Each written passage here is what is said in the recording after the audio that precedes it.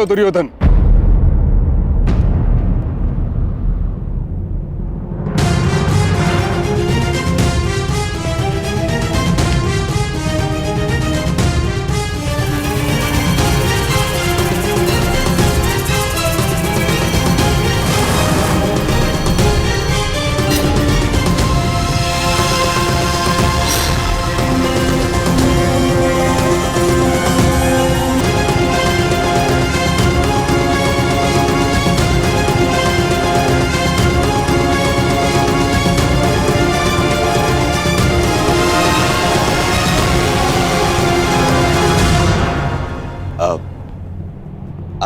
आइए पितामह, मैं सौभाग्यशाली हूं कि मुझे मेरे विवाह में आपका आशीर्वाद मिलेगा। आइए। तुमने ये सोच भी कैसे लिया दुर्योधन कि तुम बलपूर्वक विवाह करोगे और मैं आशीर्वाद दूंगा?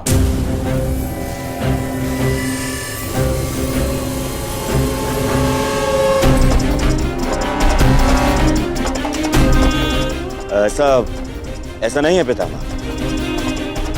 ये विवाह भानुमति की सहमति से ही हो रहा है।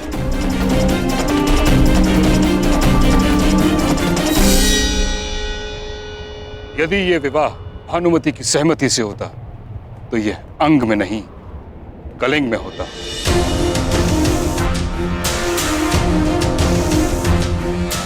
तुम्हें हरण करने की आवश्यकता नहीं होती दुर्योधन।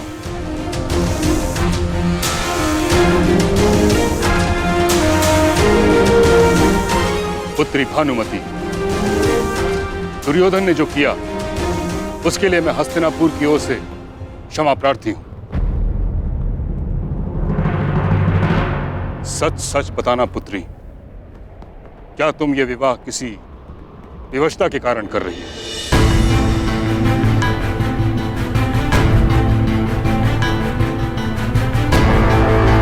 स्वयंवर में जो हुआ, परंतु इस समय भीष्म तुम्हारे सामने उपस्थित है। किसी से भयभीत होने की कोई आवश्यकता नहीं। यदि यह विवाह तुम्हारी सहमति से नहीं हो रहा तो मैं वचन देता हूं कि तुम्हें सम्मानपूर्वक कलिंग वापस भेज दिया जाए।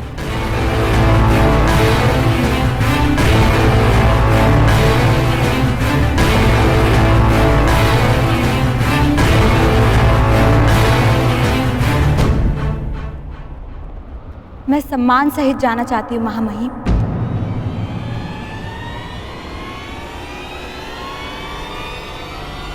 परंतु कलिंग नहीं, हस्तिनापुर।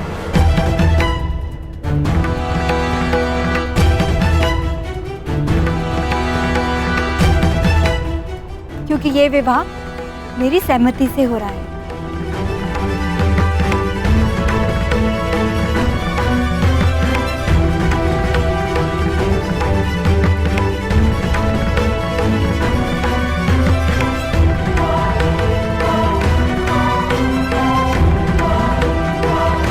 तो आप मुझे आशीर्वाद देंगे ना पितामह, और मित्रकर्ण को भी। मेरे साथ साथ आज वो भी दंपत्ति जीवन में प्रवेश कर रहा है।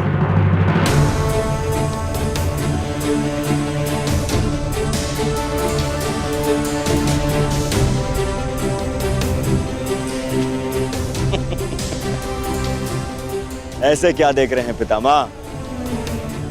कर्ण कुछ ऐसा तो नहीं कर रहा है जो आज से पूर्व ना हुआ।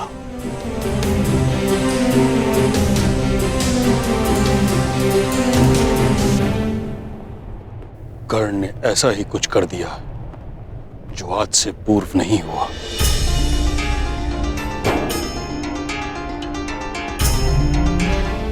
ये तुमने क्या किया कर्ण? धर्मं च लोभं च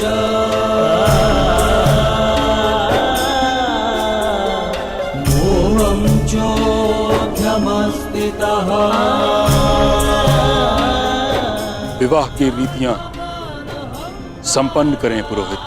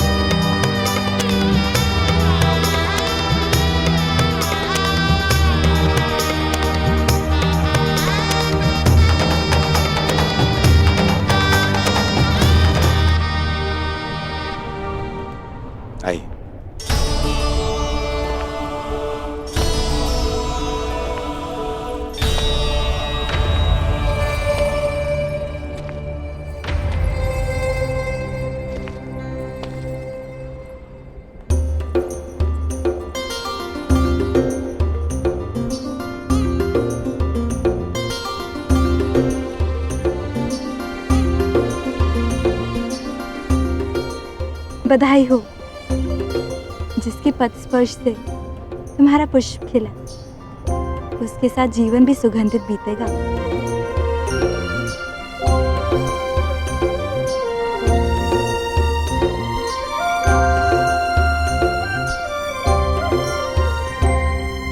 अंगराज कर्ण,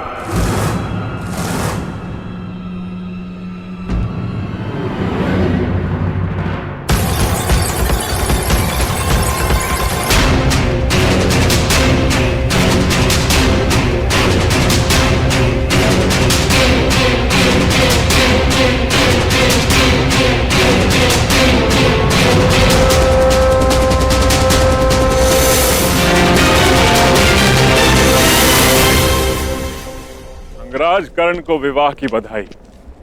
जरासंध की शुभकामनाएं स्वीकार करो मित्र।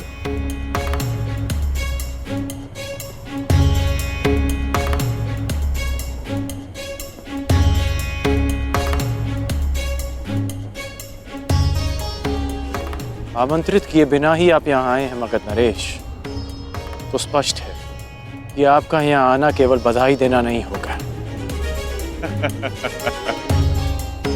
इस पूरे संसार में अकारण कुछ भी नहीं होता अंगराज। अगर जन्म का कारण होता है तो मृत्यु का भी कारण होता है।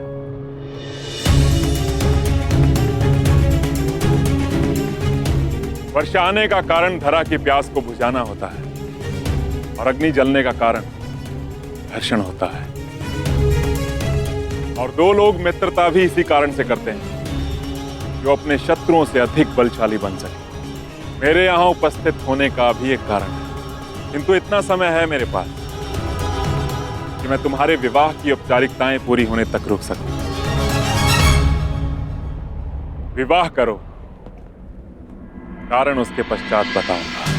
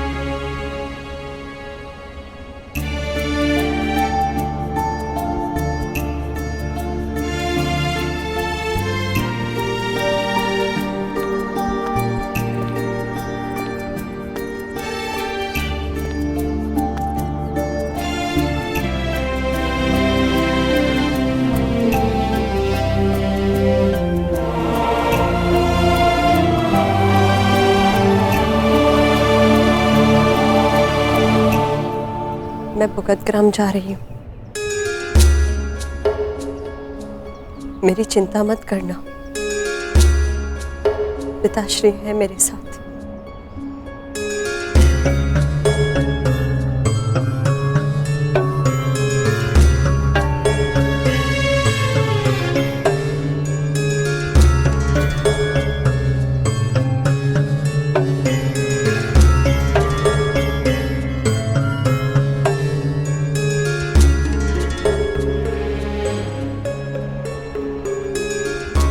क्षमा करना कर्ण, सुप्रिया को माला देने से पूर्व मैंने उसमें से ये पुष्प निकाल लिया।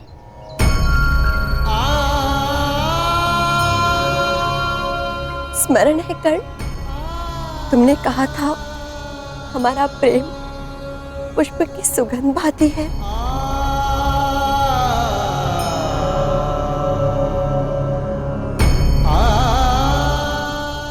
सुगंध जिसे केवल अनुभव किया जा सकता है, स्पर्श नहीं किया जा सकता।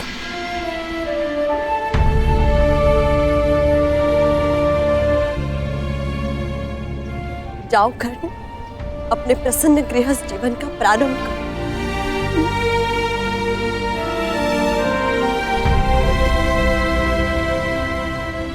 पता नहीं क्यों ऐसा नहीं लगता कि ये हमारी अंतिम भेंट है?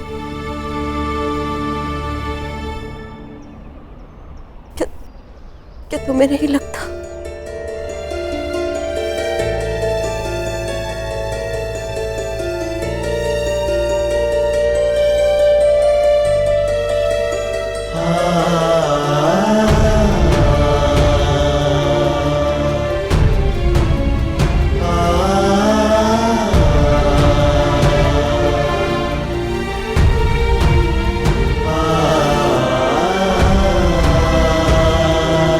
मैंने सदा तुम में अपना नायक देखा है, जिसके लिए उसका कर्तव्य सबसे महत्वपूर्ण है। सदा अपने धर्म पर टिके रहना, जो उचित लगे वही निर्णय लेना, ये मैंने तुम्हीं से सीखा है और वही किया है मैंने। मैं जा रही हूँ कर्ण, परंतु जिस प्रकार एक दीपक के बुझ जाने से प्रकाश नहीं मरता, एक स्वप्न के टूट जाने से आशा नहीं मरती, एक फूल के मुरझा जाने से उपवन नहीं मरता, उसी प्रकार एक सहयात्री के तुम्हारे जीवन से चले जाने से तुम्हारी यात्रा समाप्त नहीं होगी।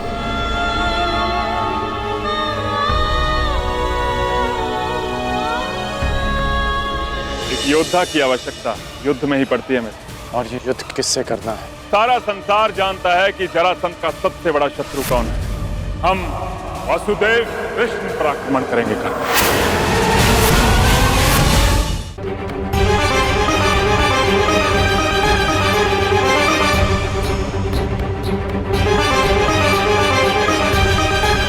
मुरझाए पुष्प की सुगंध पुष्प को खो देने का स्मरण कराती है।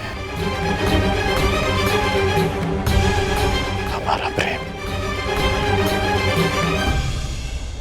सुगंध बनकर नहीं, एक पीड़ा,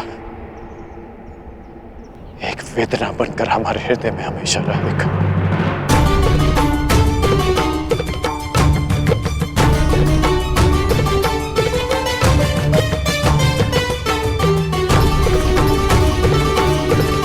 किसी भी रूप में सही करना, प्रेम तो रहेगा ना।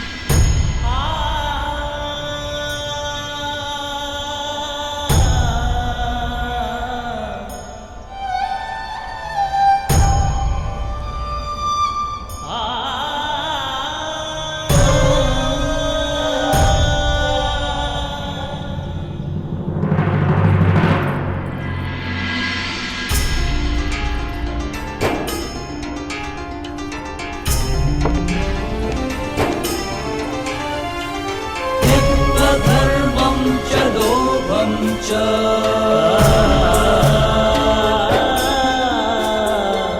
मोहं चोऽध्यमस्थितः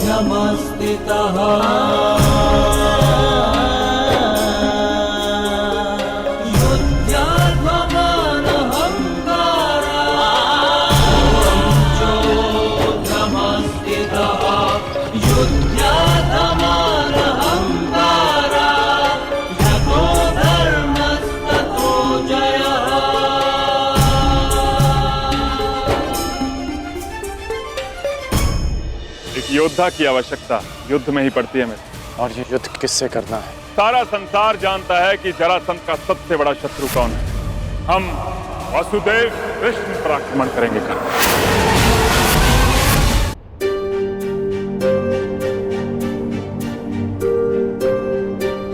अब अपने आने का कारण बताइए मगध नरेश।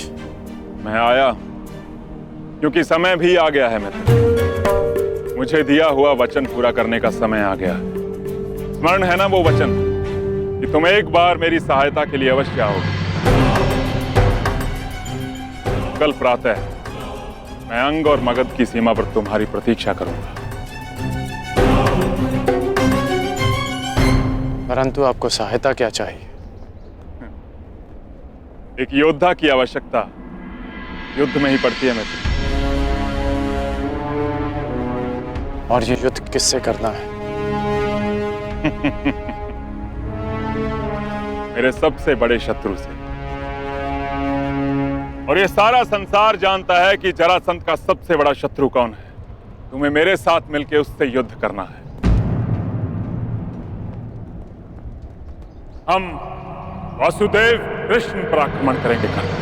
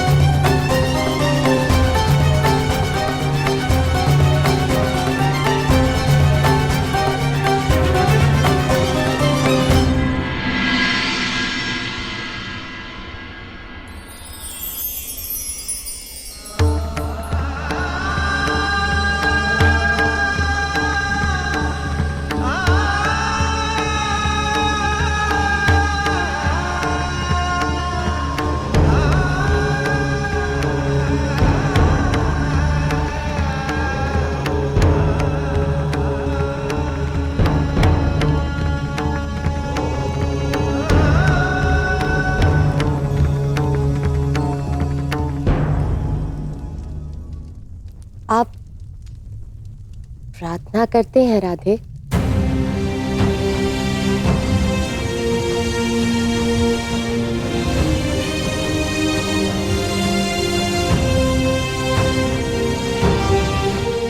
मैं करती हूँ सदा नियम से। और एक कुंवारी कन्या की प्रार्थना सदा उसके पति के विषय में होती है। तो क्या मांगा आपने अपनी प्रार्थना में? यही कि मेरा पति ऐसा हो जिसके सामने आते ही मेरा शीश आदर से झुक जाए और जिसके विषय में सोचकर गर्व से उठ जाए। परंतु हर स्त्री की भांति मेरे मन में भी चिंता रहे कि मेरे आराध्य मेरी प्रार्थना सुनेंगे या नहीं। जो पूछना चाहती हैं स्पष्ट रूप से पूछिए।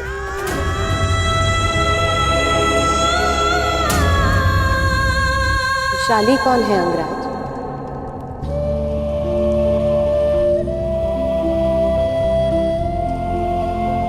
और उससे आपका क्या संबंध है? हम दोनों का विवाह नियति का एक ऐसा मोड़ है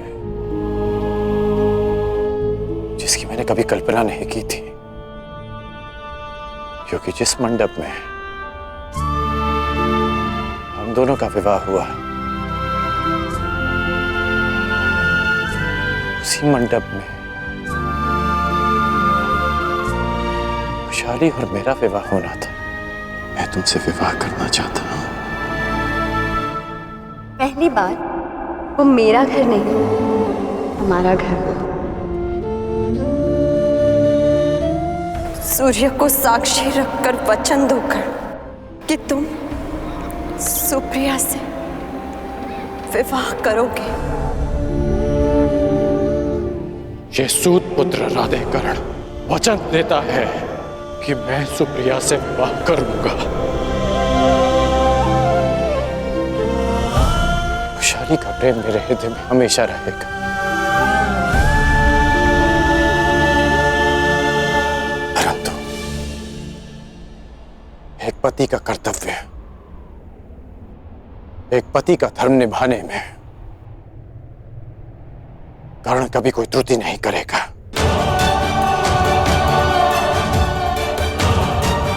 अब हम दोनों विवाहित हैं,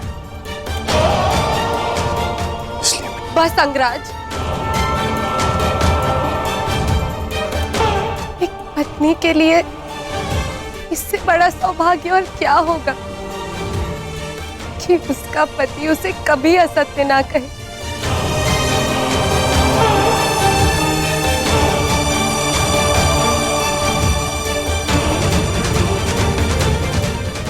मेरे आराध्य ने मुझे मेरी पूजा का फल दे दिया। अंगराज, आपको भी उसी आराध्य की पूजा करनी चाहिए।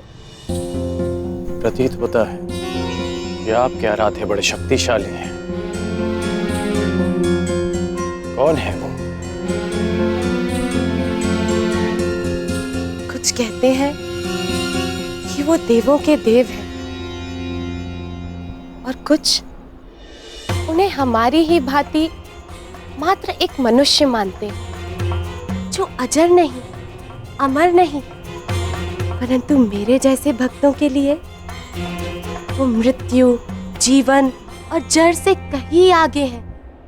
आपने भी उनका नाम सुना होगा। वो है वासुदेव कृष्ण। कृष्ण, मुझे दिया हुआ वचन पूरा करने का समय आ गया। स्मरण है ना वो वचन कि तुम एक बार मेरी सहायता के लिए अवश्य आओगे। हम वासुदेव कृष्ण पर आक्रमण करेंगे।